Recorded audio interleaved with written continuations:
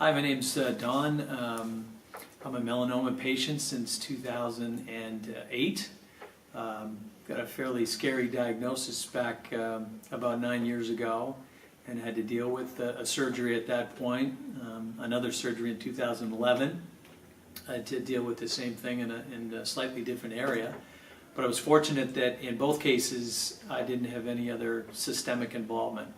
So my treatment was surgical only, which was great, and got a bigger scare, I guess, in 2012 when I was diagnosed with stage 4 melanoma and underwent treatment that was part of a clinical trial.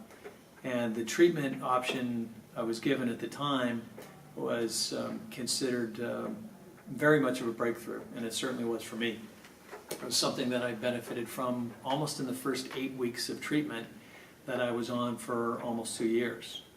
And when I came off the drug treatment in the spring of 2014, my own system seemed to take over. I had a relapse about a year later, but it was a relapse that only required an additional surgery but not additional treatment, which was a relief certainly to me and to my family.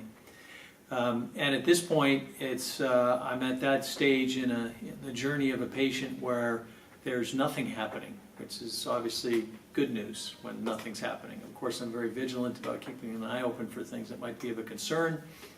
I've got an open door with my oncologist, who I trust very much, and the system that I'm in that I trust very much at this point, having successfully treated me for the last 9 years. And I'm very hopeful about what's in front of us for this particular type of cancer. I know it's fairly relentless. I know it can be sneaky. I know it can return. But at the same time, we've seen breakthroughs in drug treatment for this particular type of cancer that they haven't seen for decades.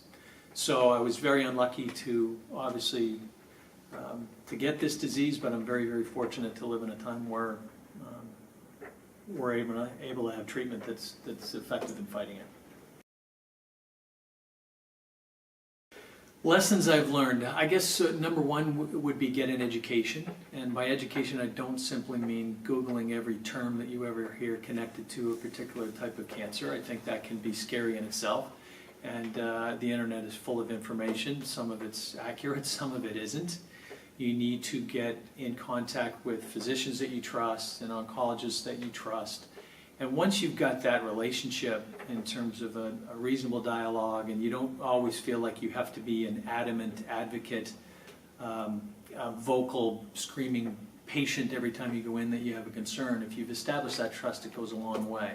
And I often tell people, if my oncologist asked me to go on the corner and stand on my head for an hour and a half, I probably would do that, based on his recommendation and based on the history we have in terms of how successful it's been. So I'm very, very pleased with that. So number one would be to get an education, and number two, I think, would probably be to help others if you can.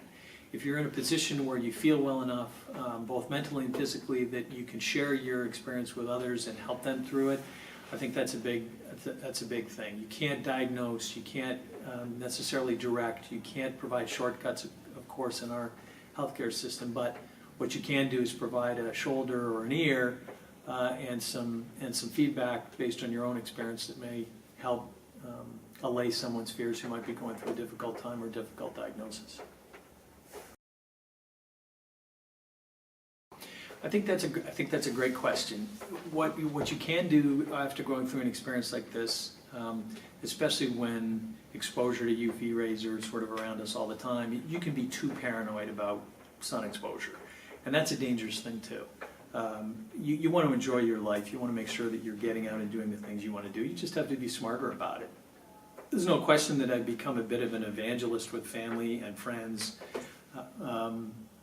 Where you're concerned about their coverage and their protection, so to speak, where you say, well, have you slapped on the sunscreen before we play golf and we just finished 9 holes? Have you put more on after that? You want to make sure that other people are probably doing the things that you might not have done, and that could certainly be preventative and helpful down the road. But I don't think you want to live your life in an arena or an area someplace where you have to not do the things you'd like to do for fear of a recurrence or for fear of another problem down the road. I think that's very short-sighted.